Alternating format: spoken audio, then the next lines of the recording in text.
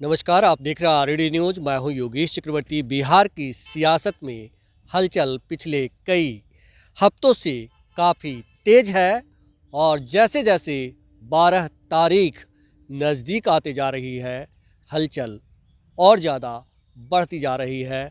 तरह तरह के दावे किए जा रहे हैं, कुछ सत्ता पक्ष की ओर से तो कुछ विपक्ष की ओर से। किसके दावे में कितना दम है ये तो 12 फरवरी को पता चलेगा। लेकिन इस बीच एक सर्वे और हाल ही में डिप्टी सीएम बने सम्राट चौधरी का एक बयान चर्चा में है। हमारे साथ वरिष्ठ पत्रकार अरुण पांडे जी हैं। हम आपको बताते चलें कि अरुण पांडे जी बिहार से प्रकाशित होने वाले लगभग सभी प्रतिष्ठित अखबारों में काम किया है और वरिष्ठ पत्रकार हैं और इनकी पैनी नज़र रहती है बिहार की राजनीति पर। इनसे जानने की कोशिश करते हैं कि जो हलचल है और जो सर्वे अभी ओपिनियन आया है सामने और सम्राट चौधरी का जो बयान है, इसे कैसे देखते हैं सर? कैसे क्या कुछ है इतनी आज अभी मतलब 9 तारीख ही है, विधानसभा के अंदर इतनी गहमा गहमी। देखिए, आज 9 तारीख है और कल शनिवार है। कल और परसों रविवार को असेंबली खुली नहीं होती है। 11 को 9-10 बीत जाएगा। आज 9 है, 10, 11, 12 को हाउस होगा।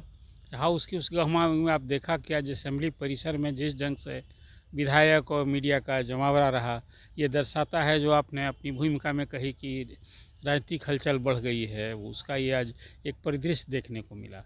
सब लोग जानना चाहते हैं कि 12 फरवरी को क्या होगा जिस दिन फ्लोर टेस्ट होना है।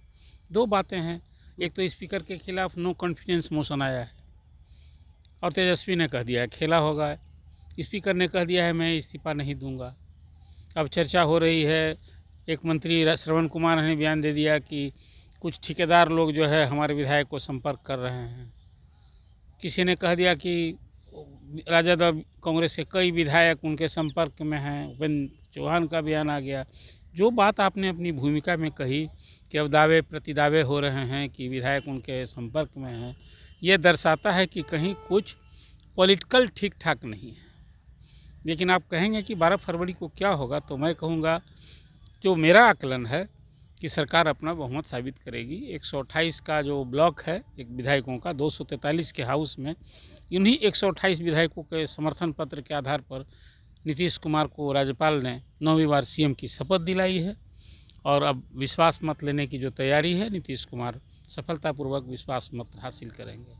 लेकिन अब इतनी बयानबाजी हो गई है और तेजस्वी को उस बयान के बाद कुछ खेल, मैं मानता हूँ उनके उस बयान को कि अपने कार्यकर्ताओं के बीच एक संदेश देना था कि भाई आप उत्साहित रहो, अपना मनोबल मत गिराओ। हम सत्ता से बाहर भले आ गए हैं, नीतीश जी ने जो पाला बदला है, लेकिन राजनीति यहीं खत्म नहीं हो गई है, ये बात कही। लेकिन अब उसका माने भी है तो खेल, राजनीति तो खेल का ही विषय हो गया है योगेश जी। तो अब लोग माने लगाने लगे क्या खेल होगा, क्या सत्तारूढ़ दल में फूट पड़ेगी। अभी 115 का जो संख्या बल है वो क्या उससे और जुटेंगे, या एक जो जिसके पास 128 है वो कुछ खोने वाले हैं। तभी ये जो हलचल की बात की आपने, बिल्कुल सही कहा आपने कि हलचल है। तो जो उस दिन टेस्ट जो होना है वहाँ फ्लोर टेस्ट, उसकी बात तो मैंने बता दी आपसे। जी। अब जो एक और सवाल आपने किया, सम्राट चौधरी की बात आपने कह दी कि भाई अभी 28 तारीख को सरकार बनी है नीतीश कुमार के नेतृत्व में, और सम्राट चौधरी ने अभी कल उनकी सभा थी बीजेपी की, कह दिया, बहुत सारी बातें उन्होंने कह दी। और उसमें जो नटसेल में दो बहुत प्रमुख बात की, उन्होंने कहा कि बिहार में हम सत्ता में फिर आए हैं तो बालू माफिया, शराब माफिया और ज़मीन माफिया, इन लोगों को के सफाया के लिए हम आए हैं।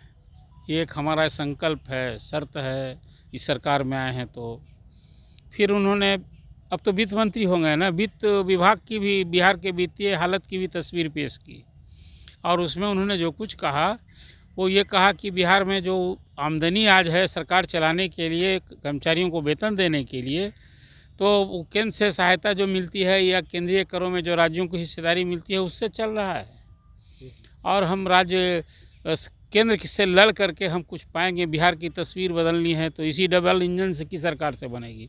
कुल मिलाजुल कर एक कहना प्रत्यक्ष रूप से यदि एक राजनीतिक माने लगावें तो राजनीति तौर पर नीतीश कुमार ने तो केंद्र से लड़ाई लड़ी है। एक तरह से उस नीति रणनीति को बिहार के हित में नहीं बताया। ये उनके बोलने का सार ये था। एक तो बात ही फिर कहा उन्होंने कि भाई हम तो हैं नीतीश जी के साथ, लेकिन हमारा संकल्प है भाजपा की सरकार बनावें। पूरी तालियां बटोरी उन्होंने।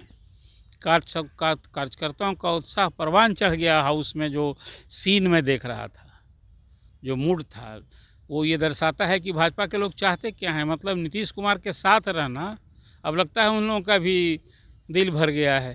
सर यहाँ पे मैं ये जानना चाहूँगा कि जिस तरह से नीतीश जी ये कह करके महागठबंधन से बाहर निकले कि यहाँ सब कुछ ठीक नहीं था, काम करने नहीं दिया जा रहा था, भले ही उनका बहाना हो, लेकिन जब सम्राट चौधरी का ये भाषण वो सुने होंगे कि हम संकल्पित हैं अपनी सरकार के लिए, तब उन्हें बड़ा झटका लगा होगा।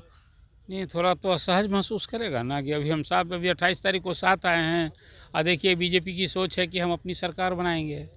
लेकिन देखिए हर दल में जो कार्यकर्ता होता है, नेता अपने कार्यकर्ताओं को ऐसे बूस्टअप करता है। कार्यकर्ता चाहता है कि हमारे नेता, आपने देखा नहीं अभी भाजपा विरोधी दलों को एकजुट कर रहे थे तो जदयू में एक आवाज़ थी, नीतीश कुमार बने प्रधानमंत्री। और भाजपा के लोग तो चाह ही रहे हैं, देखिए तीसरी बार प्रधानमंत्री नरेंद्र मोदी फिर बनेंगे, यही उनकी कामना संकल्प है। कांग्रेस में लोग राहुल गांधी को देख रहे हैं। तो दल का नेता तो ये चाहता ही है, लेकिन अब वो जदयू के लिए असहज होना स्वाभाविक है। आपने बहुत सही नोटिस लिया है कि अब वो ये बात यदि नीतीश जी के सामने तो सब वीडियो है, अखबार में है, भाषण दे रहे हैं, सब कुछ है, तो थोड़ी देर के लिए तो असहज लगा होगा। लेकिन पार्टी मीटिंग में इस तरह की आवाज़ उठती है कार्यकर्ताओं में, अन्यथा संबोधन करते हैं। देखिए ये लोकसभा के चुनाव के लिए आपसे चर्चा में मैं कहा करता हूँ, कई बार मैंने आपसे कहा है कि नरेंद्र मोदी और नीतीश कुमार की ये जो अभी दोस्ती हुई है नई, ये दोनों की के लिए ज़रूरी भी था और मजबूरी भी थी। जी जी। अब इस संदर्भ में मैं इसलिए कहूँगा कि अभी आपने फिर नया एक सर्वे की बात आपने कर दी थी, जी जी। उससे जोड़ करके इसको देखना होगा। तो सम्राट चौधरी का यह बयान जो है ना, वो तो देर सवेर, भाजपा तो 2015 में भी तो कोशिश की थी ना कि हम अकेले सरकार में आवें, लेकिन लालू जी और नीतीश जी की दोस्ती के आगे नहीं चली। तो ये कामना तो सम्राट जी ने सिर्फ बोला ही नहीं, बल्कि उन्होंने अपनी पगड़ी भी नहीं खोली है अभी। तो ये फिर वही कहते हैं कि जी। कार्यकर्ताओं को बूस्टअप करना था। जब पगड़ी बांधी थी तो उन्होंने कहा था कि भाई जब नीतीश जी को जब तक हम हटाएंगे नहीं, ये हम पगड़ी नहीं, तो नीतीश जी तो सचमुच हटे, एक बार इस्तीफा दिए, अब भाजपा ही के साथ आ गए हैं। तो एक उसमें एक हद तक तो उद्देश्य पूरा हुआ। अब वो भाजपा की फिर पूरी सरकार बने, इसके लिए यदि पगड़ी आगे भी बांध रखे हैं, अब तो पगड़ी उनकी पहचान हो गई है। देखिए हर व्यक्ति की एक पहचान हो जाती है, उसकी वेशभूषा, उसका रहन सहन। तो नरेंद्र मोदी के सामने तो एक बड़े ही कहिए कि बॉडी लैंग्वेज से एक लड़ने वाला नेता, प्रदेश अध्यक्ष कुशवाहा जाति का, जो पगड़ी जो बांधे हैं तो उनकी पहचान हो गई है। तब वो संकल्प पहले तो कहा था कि जाएंगे हम अयोध्या में मुंडन कराएंगे, तो पगड़ी तो बांधना, टोपी पहनना बहुत लोगों का एक स्टाइल होता है, कैसे रहते हैं पगड़ी, अब उनकी पहचान हो गई। जी जी। एक सर्वे की बात आपने कह दी है। इस सर्वे जो आया है वो क्या दर्शाता है? सर्वे ये दर्शाता है कि लोकसभा के पिछले चुनाव में जो बिहार में 39 सीटें एनडीए की जीत हुई थी, शायद इस बार नहीं मिलेगा। नीतीश जी साथ भी आ गए हैं, तो बिहार में एनडीए के लिए चुनौती है। जो वो इंडिकेशन ये है कि 32 सीट तक वो एनडीए के खाते में जा सकती है, 8 सीट महागठबंधन को मिलेगा। हम लोग भी मानते हैं कि बिहार में पिछले चुनाव की तरह एक चुनौती तो है। अब यादव वोट जिसको एमवाई आप कहते हैं, 14.5% यादव का वोट है बिहार में, और वो वोट तो बिल्कुल आप जानिए उसमें तो अभी भी लालू जी का जादू चलता है। 20% मुस्लिम वोट है, तो उनकी तो अभी तक जो राजनीतिक दिशा लाइन होती है कि जो बीजेपी को हराएगा उसके साथ होंगे। लेकिन यहाँ एक और नया सिरदर्द होने वाला है, एआईएम भी यहाँ उसी तरह से। अब वो अभी आज ही मेरी बात हो रही थी, एआईएम के जो प्रदेश अध्यक्ष हैं वो बता रहे थे कि वो खुद किशनगंज से लड़ेंगे, 7 सीट कम से कम लोकसभा कर लेंगे, हमें खुद जीतना है, हमें राजद को भी हराना है, बीजेपी को भी हराना है। इन संकल्प के साथ भी आपने देखा ना 5 विधायकों में 4 विधायक को राजद मिला लिया था AIM का, तो उसकी भी खींच और टीस होगी, तो भी हिसाब किताब करेंगे। और यदि मुस्लिम वोट बनेंगे तो फिर वो तो बीजेपी की राह आसान होगी। हालांकि कहा भी उन्होंने कि भाई तो मैं अपने लिए लड़ता हूँ, तो जो लोग मुस्लिम वोट को अब तक किन्हीं किन्हीं कारणों से उसका इस्तेमाल करते, उनके लिए वोट बैंक है, मेरे लिए वोट बैंक है, हम तो उनके हितैषी हैं। तो अभी चुनाव में जो अब एक इंडिकेशन आया है बिहार में, तो मैं मानता हूँ अभी भी कि नीतीश जी के आने के बाद भी उस हद तक सफलता नहीं दिख रही है कि 40 में 40 सीट जीतें। हालांकि बीजेपी का संकल्प है कि इस बार 400 से पार जीत की हैट्रिक और फिर मोदी की सरकार। अब तो नीतीश जी को भी उसी के साथ उस संकल्प को आगे बढ़ाना है, लड़ना है और ख़ुद अपनी जो जीती हुई 16 सीट फिर उस पर कामयाबी पावें। बीजेपी की भी जो 17 सीटें हैं उसका अब तो ये देखना होगा, थोड़ा इंतज़ार कीजिए। अभी तो फिर राजनीति की जो चहल पहल है, रोज़ कुछ प्रगति हो रही है, चेंज हो रहा है। अब 12 का इंतज़ार कीजिए। 12 के मतलब फ्लोर टेस्ट से पहले जो है जेडीयू ने बैठक बुलाई है अपने विधायकों की रात में, तो आपको क्या लगता है कि ये जो डर वाली बात आ रही है कि जेडीयू सचमुच डरी हुई है या एक प्रक्रिया है? नहीं, देखिए हर जब भी सत्र होता है ना, सभी विधायक दल की बैठक अपने अपने दलों की बैठक होती है। मैं इसको उसके अतिरिक्त नहीं देखता हूँ। मैंने तो आपसे कहा कि मेरा आकलन ये है कि 12 फरवरी को सत्तारूढ़ सरकार जो है नीतीश कुमार अपना बहुमत वहाँ दिखाएंगे। 128 का जो उनका आंकड़ा है शायद उसमें कोई कमी नहीं होने जा रही है। मेरा अपना आकलन यही है। और ये विधायक दल की बैठक तो अब देखिए ना, बीजेपी का यहाँ कहाँ 2 दिन के लिए वो सारे विधायक जा रहे हैं, बोध गया वहाँ उनकी ट्रेनिंग पहले से तय है। जी। कांग्रेस का यहाँ एक है कि कांग्रेस के मन में डर है, तो कांग्रेस के विधायकों को वहाँ कहीं तोड़ फोड़ न कर दें, फिर वो सत्तारूढ़ दल कुछ खेल न कर दे, तो उन लोगों को वहाँ हैदराबाद में कैंप कर रहे हैं। तो ये तो मैं देखता हूँ, लेकिन फिर भी 12 का इंतज़ार कीजिए। फिर राजनीति तो खेल ही अब हो गया है। अब इस खेल में कुछ क्या होगा, लेकिन मेरा आकलन है कोई खेल नहीं होगा। महाखेल 28 को हो गया है। खेल जो होना था वो हो चुका है। वरिष्ठ पत्रकार अरुण पांडे जी ने परत दर परत खोल कर रख दिया कि किसी तरह का खेला नहीं होगा।